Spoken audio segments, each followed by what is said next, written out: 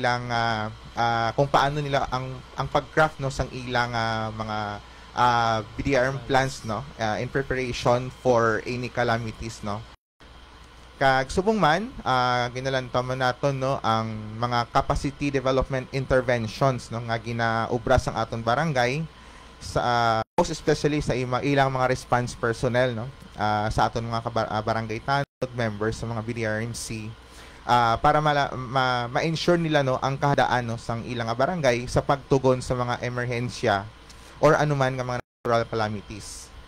Kag ikatatlo nga governance area amo ang safety, peace and order. So diri ginalantaw man nato no ang performance sang barangay sa pag-maintain sang peace and order no sa komunidad pamaagi sa pag-implementar sa mga activities kag pagtugro it suporta para mapasiguro ang protection kag seguridad sa mga pumuluyo no. Halimbawa na lang abi no katribong sayna sa safety, peace and order ginalantaw naton ang badak functionality sang barangay kasubong man ang barangay peace and order council. So dapat kompleto na sila no, organization, pagkandak sa mga meetings, no amo na siya no. So sige, so bali no ang core areas ang financial, administration and sustainability, disaster preparedness, ag safety, peace and order. So dapat dayang tatlong arahay mapasagid no sa atong mga barangays. Ay paano naman po ang aton nga essential areas? Okay, so katribong Josh no, ang aton naman nga essential areas tatlo man ini siya pero based sa aton nga minimum requirement kailangan lang mapasaran sang barangay at least one no. So, ang aton nga essential governance areas, ginalakipan sang social protection and sensitivity. So, ini nga governance area, nagarefer sa paghatag importansya, no, sang aton mga barangay sa mga marginalized sectors, no. Halimbawa, abi, sa women, children, no, senior citizens, indigenous peoples, peoples with disability, and among others, no. Isa sa ginalantaw man nato no ang pag-support no sang aton nga mga barangay sa basic education, social welfare services kag partisipasyon sang nagakalain-lain nga sektor sa local special bodies. Halimbawa no ang pag-establisar sang barangay violence against women desk or BVAW desk no kung tawgon naton, barangay council for the protection of children functionality kag ang barangay gender and development no. So ikaduha no nga essential governance area naton is ang business friendliness and competitiveness. So nagarefer ini no sa efforts ng aton barangay nga mag-encourage sang business kag employment no sa ilang mga pumuluyo no agi sa mga sistema no nga gina-establish naton istruktura o kon legislation. So halimbawa lamang no isa sa mga required nga indicator subong sa aton nga SGLG man ang pagpasar sang barangay tax ordinance or pag-aprobar no sang resolution nga nag-authorize no sa mga municipal treasurer sa pag-collect sang barangay clearance for business and locational clearance. Kag ikatatlo nga essential governance area naton amo ang environmental management. So nagarefer ini no sa compliance sang aton nga mga kabarangayan sa Republic Act 9003 o kon ang Ecological Solid Waste Management Act of 2000. Like for example no kinahanglan no sa barangay may ara kita gin-organize nga barangay Ecological Solid Waste Management Committee. So may ara man dira nalantaw taman ang presensya sang mga materials recovery facility. So kailangan sa isa ka munisipyo 100% no sang kabarangayan may ara sang ilang kaugalingon nga materials recovery facility. Kag subong man ang pag-implementar no sang waste segregation sa barangay paagi sa pagpasar sang mga ordinansa. Abugid nga salamat kay Tribong JC sa imong pag-explikar it aton nga mga kinahanglan nga indicators nga mapasar para sa SGLGB. So, paano makapasar ang isa ka barangay sa Seal of Good Local Governance for Barangay?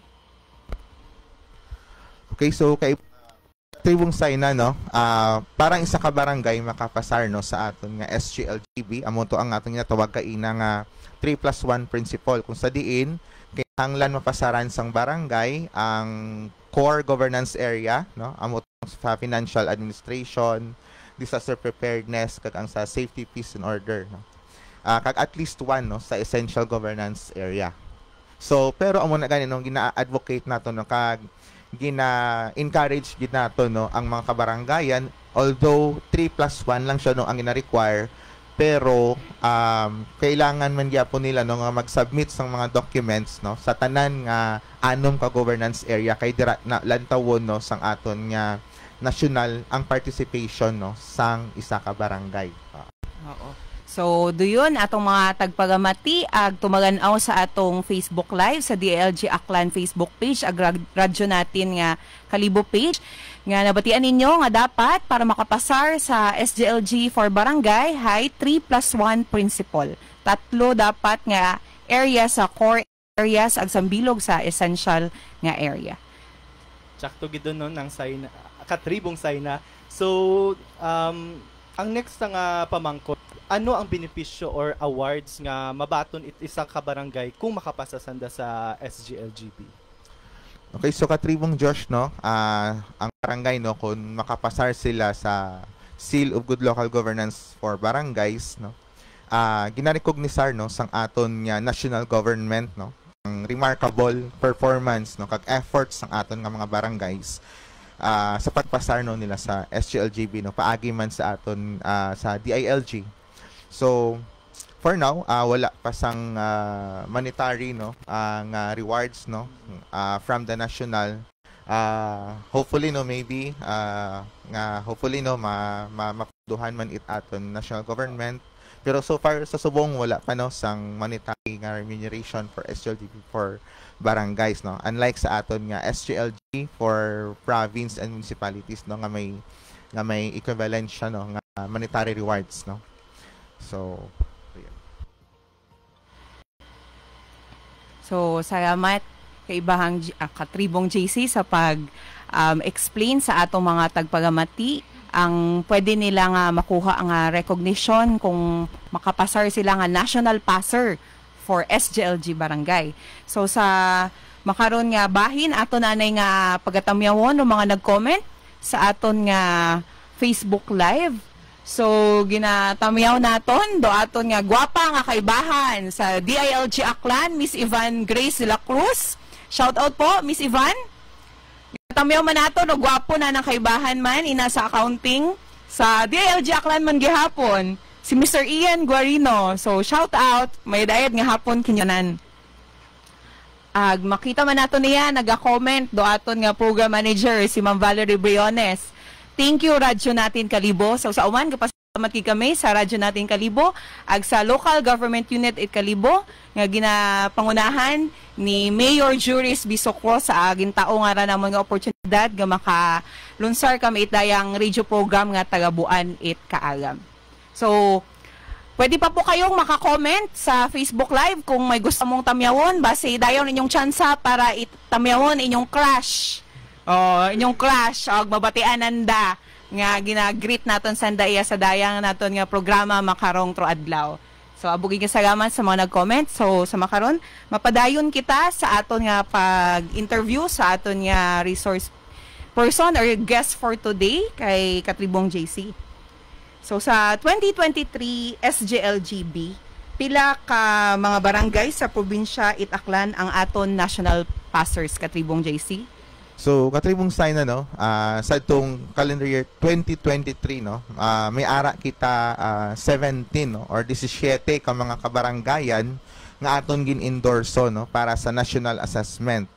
So, out of the 17 barangays, may ara kita siyam, no, ka mga national passers, national passer barangays nga naghalin sa anom ka mga munisipyo diri sa province sang Aklan. So, ang ining-anom ka mga munisipyo kag mga kabarangaya, no, ginalakipan sang una barangay Lalab, no, halin sa munisipyo Itbatan, barangay Mangan from the municipality of Banga, barangay Poblacion kag Kabilo from our host today, no, from the municipality of Kalibo, barangays Banay-Banay kag Dangkalan from Malinaw, barangay Bubog from Numancia kag barangays Afga kag Hawili, no, from the municipality of Tangalan.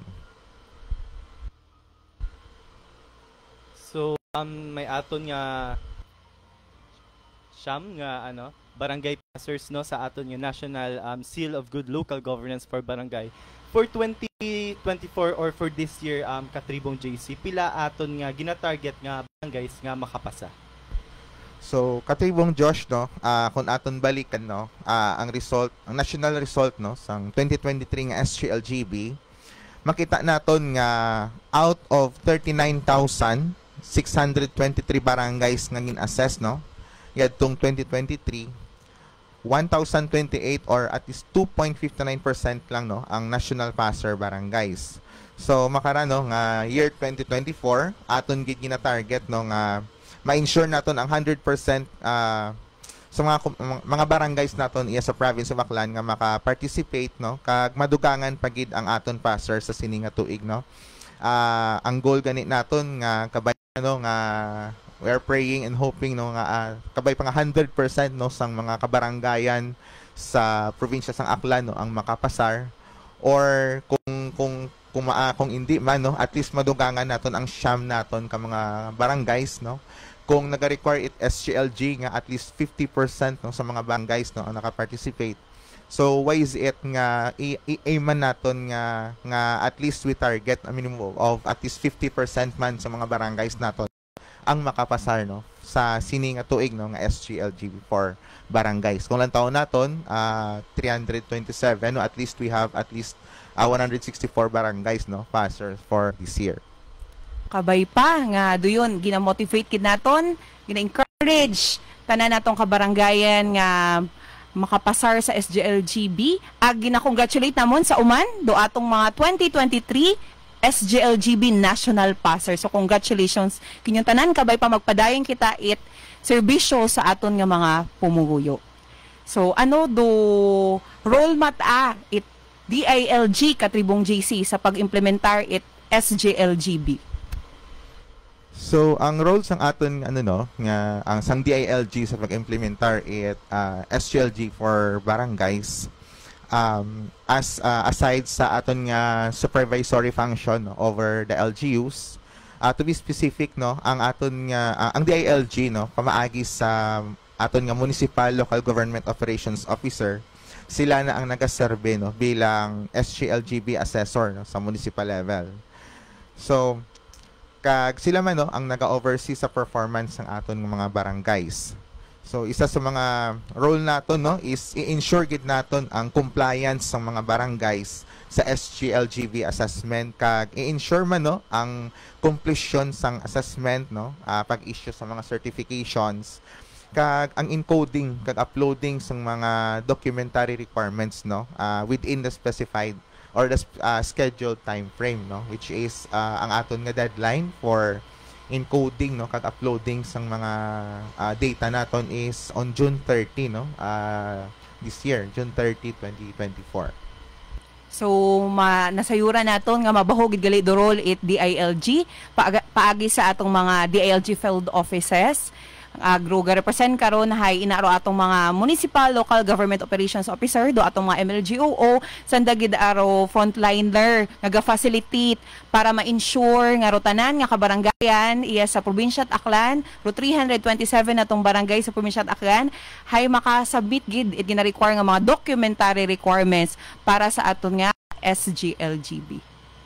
Sige, so katribong sayna, no, na discuss na hambal nimo nga abo nga mga documents nga need i-prepare. So kita man naton sa indicators kagina nga ging discuss ni Katribong JC, no.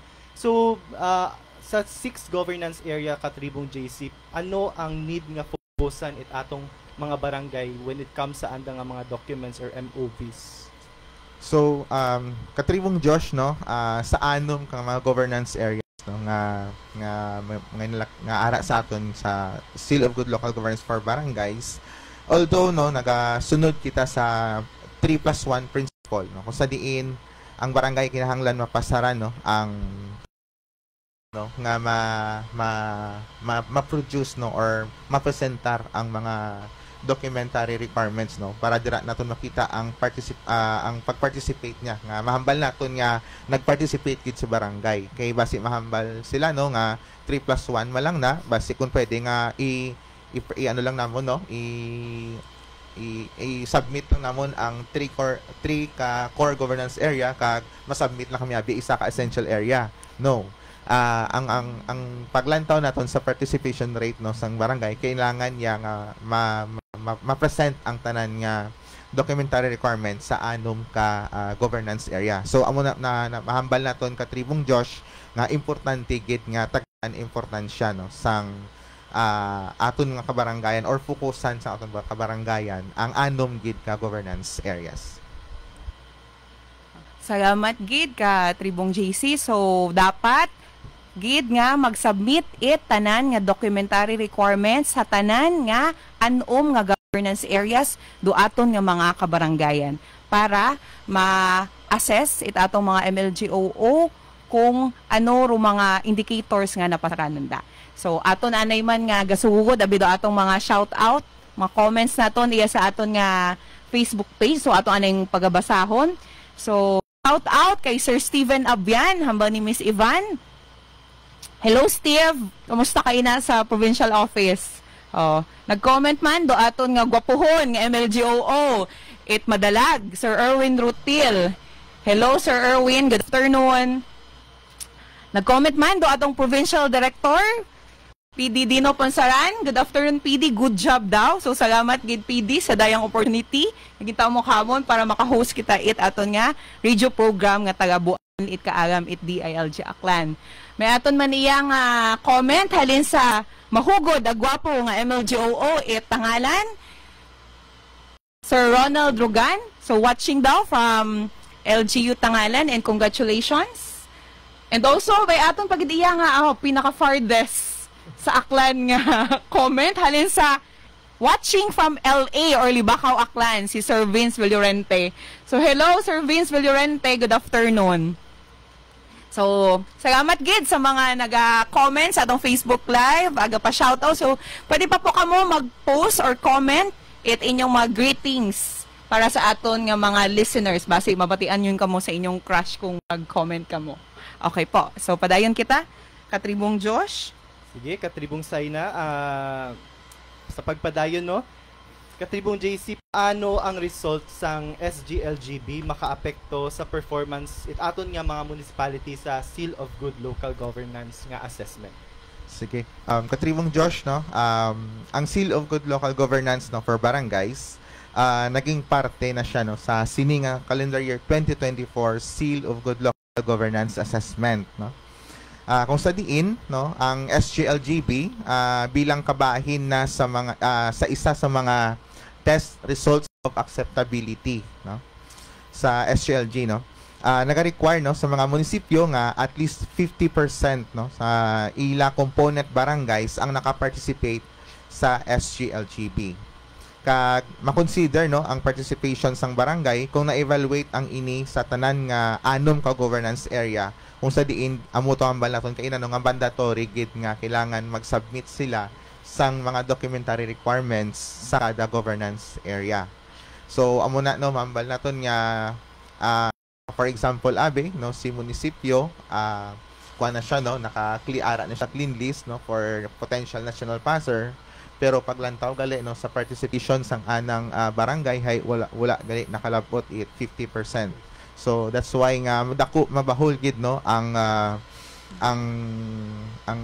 papel, no, sa pag-participate naton sa SGLGB for this year.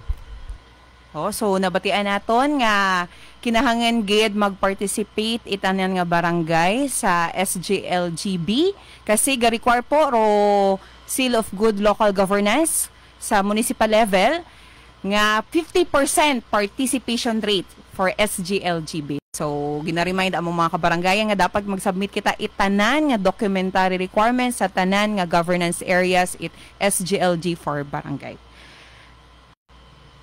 Katribong JC, ano mataro aton nga ginasunod nga timeline sa pag-implementar dayang SGLG for barangay? Regarding no, katribong sign na regarding sa timelines ng aton nga SGLGB assessment for this year. Ang schedule nato no, nagsugod sa itong April to April no, sang nagwa ang aton nga memorandum circular kag na-roll out naton siya no within May.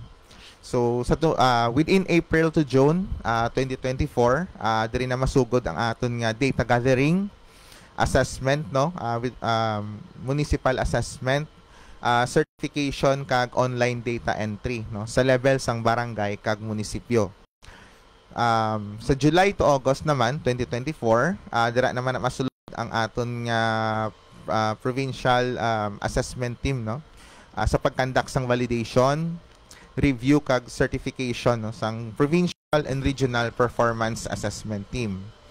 Sa September 2024, dira na siya no masulod ang national validation and national calibration.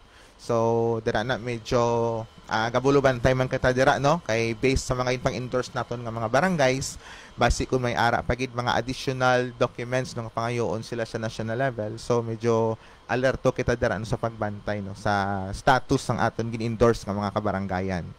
Kag sa October to November 2024, diri na no ang final selection kag endorsements ang aton nga 2024 Seal of Good Local Governance for Barangays, National Passers, kag announcement of results. Sige no, so kadasig lang gid gali no ro aton timeline for aton nga SGLGB. So need gid aton atong mga barangay nga magpreparar para sa anda nga pag-conduct Seal of Good Local Governance for Barangays nga assessment.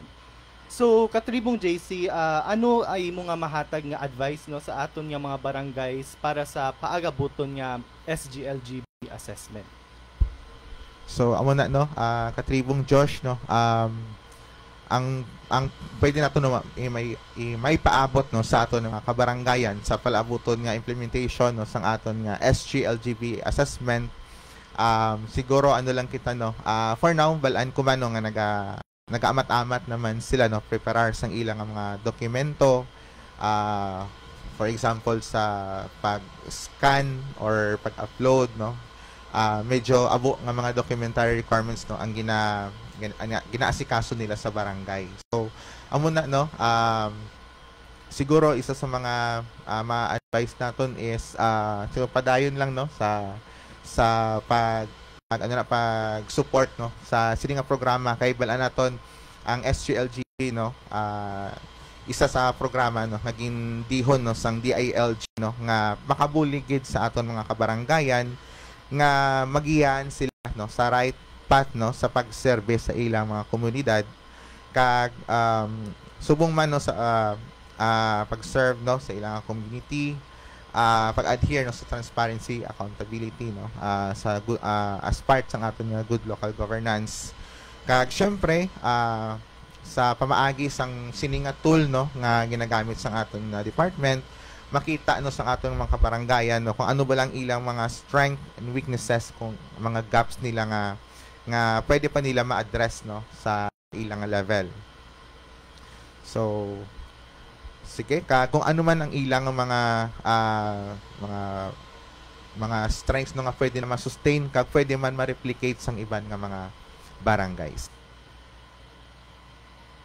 So salamat gid kay Ibang JC sa atong advice sa mga barangay. So hindi man naton nga mahuya nga magpalapit po sa atong mga MLGOOs nga na-assign po sa atong mga munisipyo, sa atong mga DILG field offices kung kinahanglan ninyo technical assistance o bulig sa pagpreparar it mga documentary requirements para sa SGLG barangay. Uman no, tandaan gid naton do aton nga core governance area which is the financial sustainability, disaster preparedness and safety, peace and order nga dapat ang tatlong arahay mapasa naton ag one nga from essential area. So again, abo gid nga salamat no sa aton nga guest sa rayang adlaw. Abo gid atong natun-an ag hopefully no kita sa barangay level sa atong mga taga-pagamati hay mas maintindihan ag maging preparado sa paagabuton nga SGLG assessment. So man no, congratulations sa aton nga mga SGLG passers, national passers for the year 2023. Do barangay sang Mabilo, Kalibo, ang Poblasyon Kalibo, ang Mangan Banga, sa Lalabatan, ang Banay Malinaw, Dangkalan Malinaw, Bubog Numancia, Afga Tangalan, ag Hawili Tangalan. And we are hoping no na for this year 2024 maga-increase pa aton nga passers for the seal of good local governance for barangays. Again, maabo-abo gid nga salamat sa aton nga guest LGOO 5 June Christian P. Guardialao. Abugid nga salamat Katribong JC. So thank you man no, Katribong Saina, Katribong Josh. No?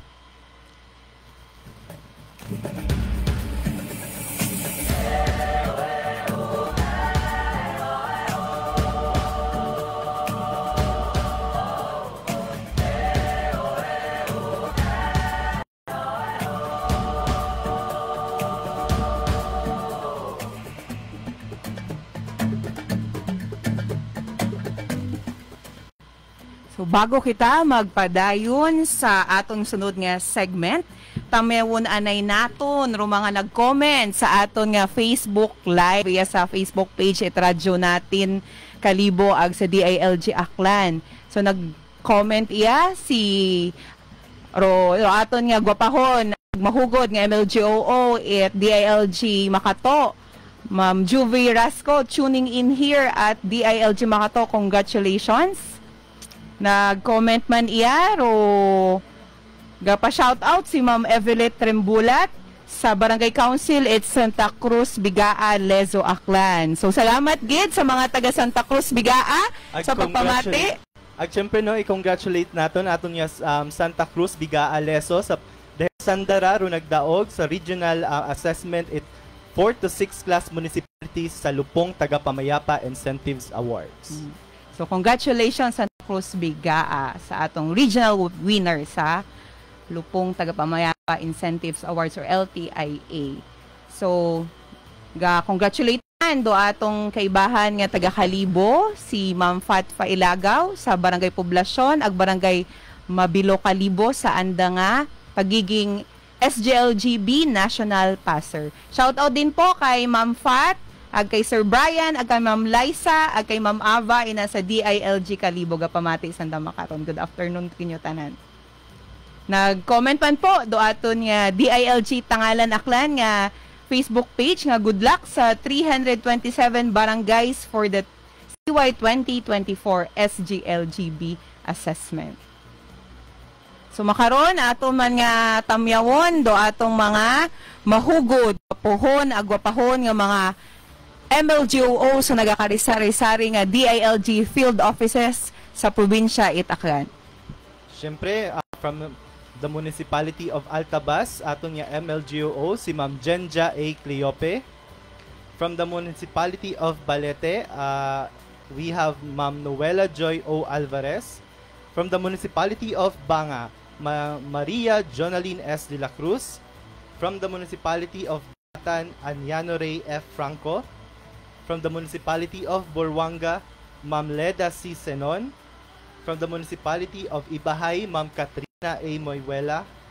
And also no sa aton nga nagbuligid para ma-facilitate aton nga programa iya sa LGU Kalibo, atong MLGO from Kalibo, Ma'am Ava Miriam C. Seraspe. And also from the municipality of Les, aton nga MLGO, Ma'am Emmy M. Kawali.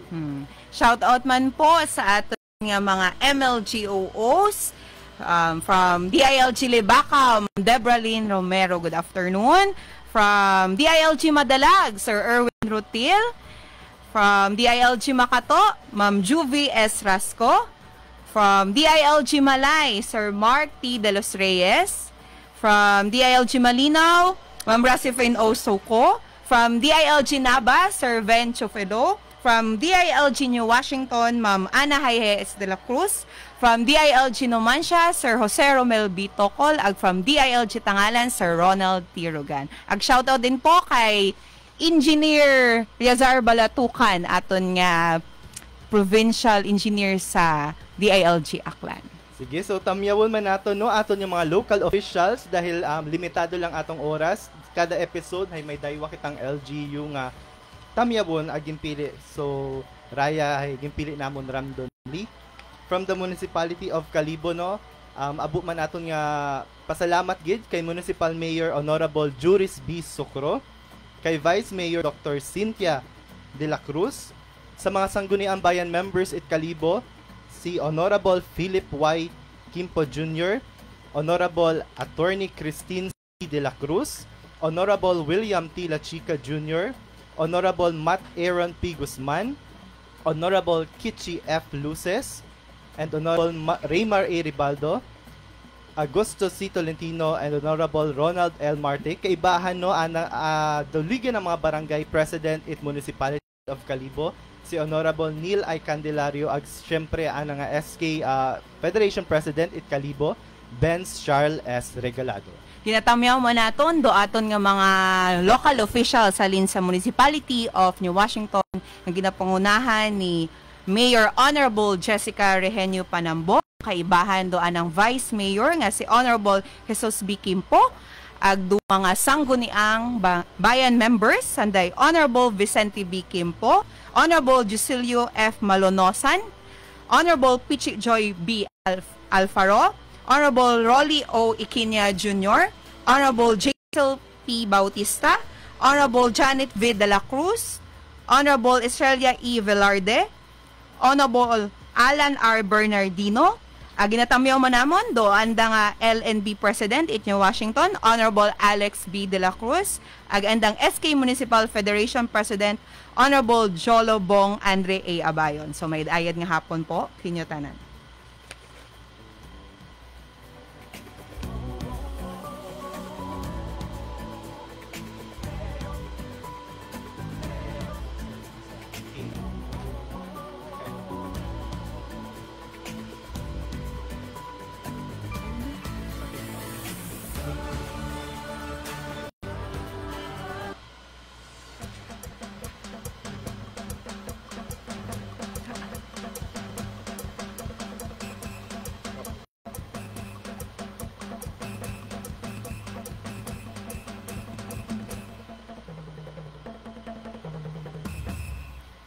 Matino, mahusay at maaasahang araw sa ating lahat.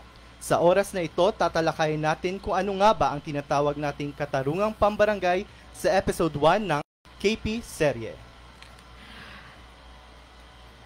Ilan na ba sa atin ang nakarinig ng katagang ipababarangay kita sa tuwing may nag-aaway?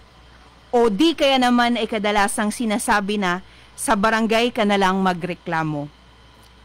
Iilan lamang yan sa mga pahiwatig na karamihan sa atin ay alam na mayroong sistema ng hustisya ang ating mga kabaranggayan. Kaya sa episode 1 ng ating KP serye, sabay-sabay nating linangin ang mga sarili kung ano nga ba ito at paano ito kumikilos alinsunod sa ating mga batas. Katribong Sayna, ano nga ba ang katarungang pambarangay? Ang katarungang pambarangay or barangay justice system ay isang sistema ng pagsasaayos ng alitan o away sa loob ng isang barangay sa labas ng hukuman o korte sa ilalim ng gabay ng punong barangay. Ang katarungang pambarangay ay hindi na nangangailangan ng mga legal counsels at representatives katulad ng mga abogado. Katribong Josh, ano nga ba ang lupon at sino-sino ang bumubuo nito? Katribong Sayna, alinsunod sa Chapter 7, Section 399 ng Local Government Code of 1991, dapat na mayroong mabuo na lupong tagapamayapa o lupon sa bawat barangay sa bansa. Ang lupon ay binubuo ng punong barangay bilang chairperson nito at 10 hanggang 20 miyembro. Dapat din na mabuo ang lupon bawat 3 taon. Sino-sino ang maaaring miyembro ng lupon, Katribong Sayna? Katribong Josh, ang sino man na nakatira o nagtatrabaho sa barangay ay maaaring maging miyembro ng lupon hanggat sila ay nagtataglay ng integridad at katapatan, malayang pag-iisip, pumapanig sa batas at hindi na diskwalipika ayon sa batas. Katibong Diyos, kailan naman at paano nga ba ang pagbuo ng lupon? Katribong Sayna, 15 araw mula sa pag-upo ng punong barangay sa kanyang opisina, kinakailangan niya maglabas ng notice o paunawa sa pagbuo ng lupon. Nakasaad sa paunawa o notice ang pangalan ng mga iminumungkahi na miyembro ng lupon na nagpahayag ng kanilang kagustuhang magserbisyo. Ang paunawa o notice ay dapat maipaskil sa 3 matataong lugar sa barangay. Dapat ito ay nakapaskil sa hindi bababa sa 3 linggo. Ano ang mangyayari pagkatapos magpaskil ng notice paunawa, Katribong Saina? Katribong Josh, matapos ang posting period, ang punong barangay ay dapat na makapagtalaga ng mga miyembro ng lupon sa loob ng 10 araw. Dapat ding isaalang-alang ng punong barangay ang mga pagtutol sa mga iminumungkahi na maging miyembro ng lupon. Matatalaga ang miyembro ng lupon sa pamamagitan ng paglagda ng certificate ng punong barangay na pinapatotohanan ng barangay secretary. Ang listahan ng lahat ng naitalagang miyembro ng lupon ay dapat maipaskil sa 3 matataong lugar sa barangay sa kabuuan ng kanilang panunungkulan. Katribong Josh, paano naman kung may IP or Indigenous People Community sa isang barangay? Katribong Saina, sa mga barangays na karamihan ang mga nakatira ay miyembro ng Indigenous Cultural Communities, kinakailangang irespeto ang kanilang konseho ng mga datos o elders. Matapos matalaga, ang bawat miyembro ng lupon ay manunumpa sa harap ng punong barangay. Katribong Saina, hanggang kailan mananatiling miyembro ng lupon? Sila ay mananatiling miyembro ng lupon hanggang sa pagbuo muli ng bagong lupon o kung sila ay bibitiyo sa posisyon, lilipat ng tirahan o pinagtatrabahuhan. Maaari ring bawiin ang pagtatalaga sa kanila ng punong barangay kung ito ay sasang-ayunan ng karamihan ng miyembro ng lupon. Kung magkakaroon ng bakante sa mga lupon members, dapat na magtalaga agad ang punong barangay ng isang kwalipikado na magsiserbisyo sa nitirang termino ng nabakanting posisyon.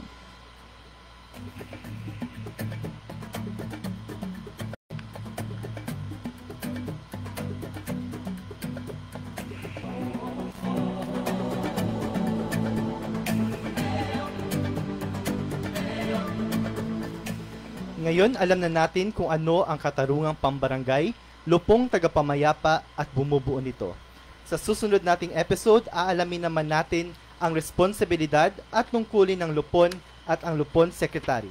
Abangan ang episode 2 ng DILG Aklan KP Serye.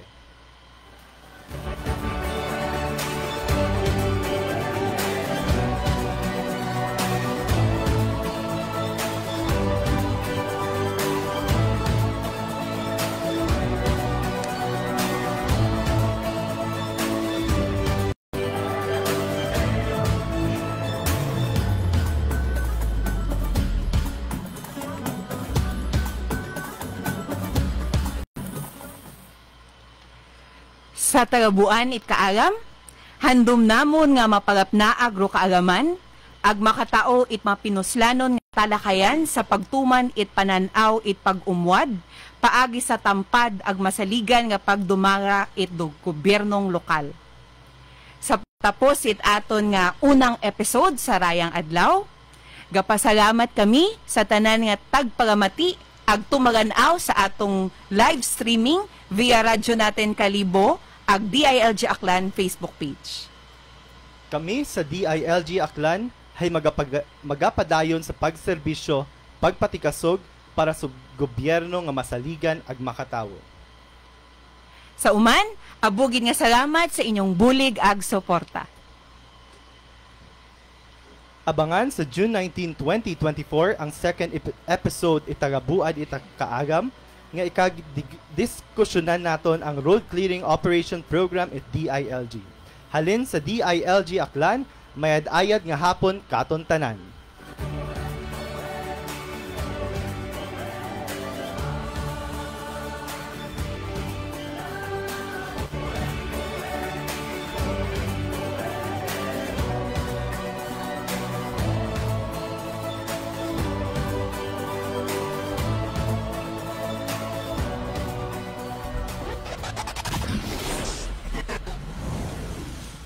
matino, mahusay at maaasahan.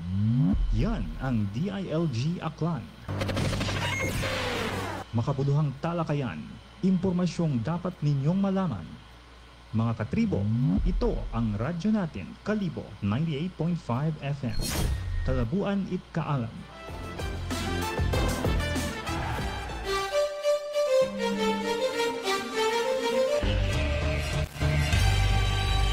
.5 Radyo Natin FM Kalibo, may namiguhon nga kailapit ninyong istasyon. Your friendly neighborhood station.